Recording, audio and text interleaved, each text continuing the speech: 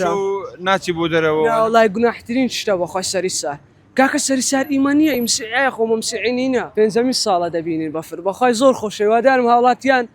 ڕووی خۆ بدەنە شاری سۆران دەرەزیەکەوە قورئان ئەرێ وڵای دەرەزیەک جەوە بەخوای ساڵ 2026 چۆن بۆت وا خەون و ئاواتێکە هەیە کە لە ساڵ 2026 ئەتەوێت بەدی بێت وڵای هونەرمەندایشتی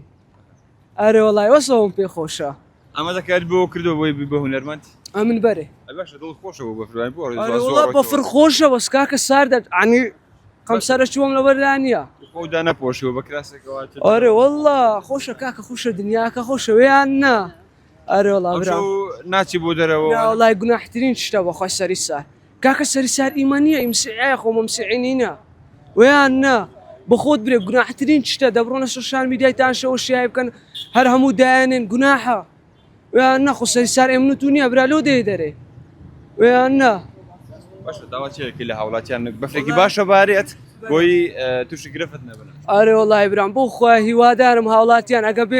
بێنە شاری سۆران خۆشە وڵای ڕاستی عەسەم بەگو گۆڕەکە ئەو جیانم پێ خۆشە من